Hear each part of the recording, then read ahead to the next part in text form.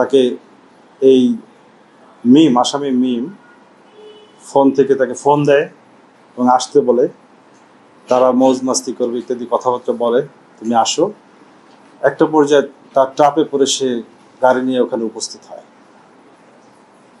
এবং ওখানে যাওয়ার পরে যে মিমের যে বন্ধুরা, কথিত স্বামী সালমান, সবুজ, তারপরে তার আদিফ, আরও কয়েকজন, এরা তাকে ওত পেতে ছিল, তারা তাকে ধরে ফেলে এবং তাকে বিভিন্নভাবে মারপিট করতে শুরু করে এবং একটা ভেগ অভিযোগ বলে যে তুমি সেদিনকে আমার এই বোনটাকে নিয়ে যাওয়ার সময় তার কাছ থেকে 1,75,000 টাকা নিয়ে গিয়েছ, মাদক, হানি ট্রাপ, মুক্তিপণ আদায়, এবং এরই খপ্পরে ভিকটিম লোকমানের বস্তাবন্দি লাশ আমরা তুরাগ নদী থেকে উদ্ধার করে প্রথম থানা পুলিশ এবং নৌ পুলিশ। গত 1/6/2026 তারিখে তুরাগ নদীতে রাজারঘাট এলাকা থেকে বস্তাবন্দি অবস্থায় লাশ পাওয়া যায়, অজ্ঞাত যুবকের লাশ।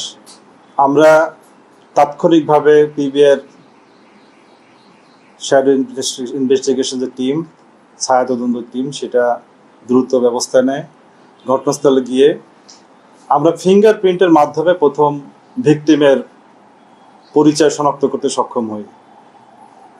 জানতে পারি ভিকটিমের নাম হচ্ছে লোকমান সর্দার, তার বাড়ি বরিশালের গরু নদীতে, সে উবার ড্রাইভার।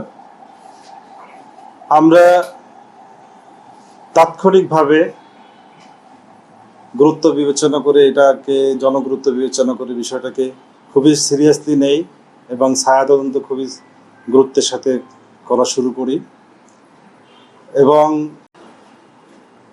একটা পর্যায়ে আমরা বিভিন্ন তথ্যপত্র যাচাই করে জানতে পারি যে এই ঘটনাটা মূলত ঘটেছে পশ্চিম টঙ্গী পশ্চিম থানা এলাকার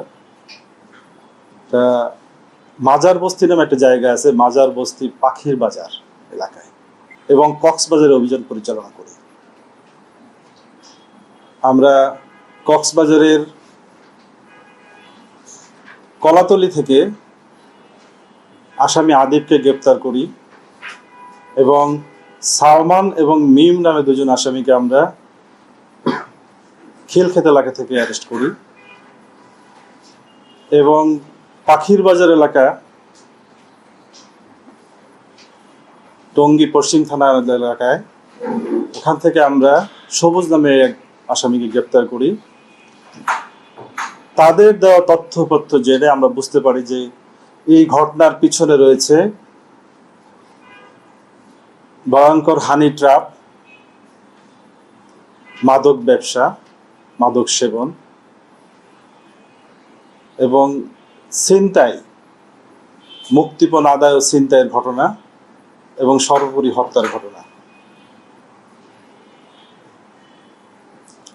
ঘটনা শুরু হয়েছিল পবিত্র ঈদুল আজহার 2 দিন আগে, 26 তারিখে। 26 তারিখ রাতে এই চক্রটা মাজার বস্তি এলাকা, পশ্চিম টঙ্গী এলাকায়, সেখানে তারা রাতভর অবস্থান করে এবং মাদক সেবন করে এবং ভোরবেলা অনুমান 5টা 5:30টার দিকে উবার ড্রাইভারকে উবারের মাধ্যমে ডাকে, ফোনে ডেকে আনে এবং তারা সেখান থেকে 3 জন আসামি তারা লেক সিটি কনকর্ড এলাকায় আসে। ওখান থেকে 2 জন আসামি নেমে যায় এবং আসামি মিম ওরফে জান্নাতুল ফেরদৌস মিম ওরফে অর্নিভা জারা মিম, তার একাধিক নাম আছে, সে এবং তার সঙ্গীরা মেয়েটাকে একাকেই সাভারে পাঠাবে সেই কথা বলে, মূলত সে তার কাস্টমারকে সাভার থেকে নিয়ে আসবে, এই জন্য গাড়িটাকে আপ ডাউন ভাড়া করে 2500 টাকায় এবং ওদিনকেই সে কাস্টমার নিয়ে ফেরে। সাভারে গিয়ে সে বেশিক্ষণ অপেক্ষাও করেনি, 10 মিনিটের মাথায় তারা ফিরে আসে এবং ফিরে আসার পরেই তারা একটা পরিকল্পনা করে এই গাড়িটা ছিনতাই করবে এবং এই ছেলেটাকে, ভিকটিম লোকমান, যার গাড়ি মূলত লোকমানের গাড়িটা হচ্ছে সে ভাড়া চালায়। তো গাড়িটা তারা ছিনতাই করবে এবং এই ধরনের কাজগুলো তারা করবে, এটা পরিকল্পনা গ্রহণ করে। ঈদের আগের দিনও তারা ট্রাই করেছিল, ফোনে দিয়েছিল, কিন্তু এই ছেলেরা বিজি থাকায় সে আসতে পারে নাই। ঈদের পরক্ষণেই 30 তারিখ মধ্যরাতে তাকে এই আসামি মিম ফোন থেকে তাকে ফোন দেয় এবং আসতে বলে। তারা মৌজ মাস্তি করবে ইত্যাদি কথাবার্তা বলে, তুমি আসো। একটা পর্যায়ে তার ট্রাপে পড়ে সে গাড়ি নিয়ে ওখানে উপস্থিত হয় এবং ওখানে যাওয়ার পরে যে মিমের যে বন্ধুরা, কথিত স্বামী সালমান, সবুজ, তারপরে তার আদিফ, আরও কয়েকজন, এরা তাকে ওত পেতে ছিল। তারা তাকে ধরে ফেলে এবং তাকে বিভিন্নভাবে মারপিট করতে শুরু করে এবং একটা ভেগ অভিযোগ বলে যে তুমি সেদিনকে আমার এই বোনটাকে নিয়ে যাওয়ার সময় তার কাছ থেকে 1,75,000 টাকা নিয়ে গিয়েছ এবং 2 ভরি গোল্ড নিয়েছো, এই টাকা ফেরত দাও, গোল্ডের টাকা দাও,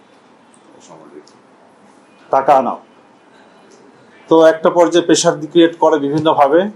তো তার কাছে কোনো টাকা নাই, তার মানি ব্যাগের টাকাও নিয়ে নিয়েছে এবং বাধ্য হয়ে রাতের গভীরে সে বন্ধুদের কাছে বিভিন্ন জায়গায় ফোন দিয়ে 10,000 টাকা আনায় এবং একটা পর্যায়ে তার গাড়িটা ছিনতাই করে নিয়ে যায় এবং তাকে আরও টর্চার করে টাকার জন্য। একটা পরে সে মারা গেলে তাকে নদীতে ফেলে দেয়। এটা আসামিদের বক্তব্য অনুযায়ী। গ্রেপ্তারের পরে আসামি সালমান সে ডিটেলস বর্ণনা দিয়েছে, কোর্টে নিজেকে সম্পৃক্ত করে 164 ধারার জবানবন্দি প্রদান করেছেন এবং এই ঘটনার বিস্তারিত বর্ণনা দিয়েছেন এবং এটা লং ভার্সন বর্ণনা দিয়েছেন এবং তাদের যে লাইফস্টাইল সেটাও তার অন64-এ প্রতিফলিত হয়েছে। তারা বাসা ভরে করে থাকে, তার সেখানে কাস্টমার নিয়ে আসে, তারা কোথায় আড্ডা দেয়, কি করে, কিভাবে তারা এই ছিনতাই করে ইত্যাদি বিভিন্ন ঘটনা বিস্তারিত সে বর্ণনা দিয়েছে। এবং প্রকৃতপক্ষে আমরা ডিটেলস তদন্ত করতে গিয়ে জানতে পারি সে একসময় সেনাবাহিনীর সদস্য ছিলেন, কিন্তু কোর্ট মার্শালের মাধ্যমে তার অপরাধের কারণে তাকে চাকরিচ্যুত করা হয় এবং সে চাকরিচ্যুত হয়ে সে অপরাধ জগতে মিশে যায়। এবং মিম অর্নিব যারা মিম, তার মূল নাম হচ্ছে জান্নাতুল ফেরদৌস মিম, যে বিভিন্ন নামে পরিচয় চলাফেরা করে। এরা পারস্পরিক স্বামী স্ত্রী পরিচয় বাসা ভাড়া করে শহরের বিভিন্ন জায়গায়, ঢাকা সিটির বিভিন্ন এলাকায়। এবং এই সকল বাসাগুলোতে তারা বন্ধু, ভাই, বিভিন্ন পরিচয়ের লোকজন আসে যায়, বিভিন্ন এইসব আচরণগুলো করে। এগুলো তাদের বক্তব্যে প্রতিফলিত হয়েছে এবং আমরা গাড়িটা উদ্ধারের জন্য ব্যাপক চেষ্টা করেছি। গাজীপুরের গাছা থানা এলাকা থেকে আমরা গাড়িটা উদ্ধার করেছি গোয়েন্দা তথ্যের ভিত্তিতে এবং এই অভিযানে আমরা এই গাড়িসহ 2টা মোবাইল ফোন এবং তাদের যে বিকাশের লেনদেনের সংক্রান্ত বিভিন্ন তথ্যপত্র সংগ্রহ করেছি এবং আমাদের গ্রেপ্তারের এখন বর্তমানে রিমান্ডে আছে 3 জনের রিমান্ডে রয়েছে এবং এর ভিতরে আদিফ সে ইউনিভার্সিটি স্টুডেন্ট, সে ইংলিশ লিটারেচারের ছাত্র, কিন্তু সে বড়লোক বাবার বকে যাওয়া সন্তান। সে মাদক এবং এই হানি ট্র্যাপের মতন ভয়ঙ্কর কার্যক্রমের সাথে জড়িয়ে গেছে, অত্যন্ত দুঃখজনক। আমরা বলতে চাই আপনাদের মাধ্যমে, জাতিকে বলতে চাই যে আমরা যেন আমাদের সন্তানদের ব্যাপারে সতর্ক হই।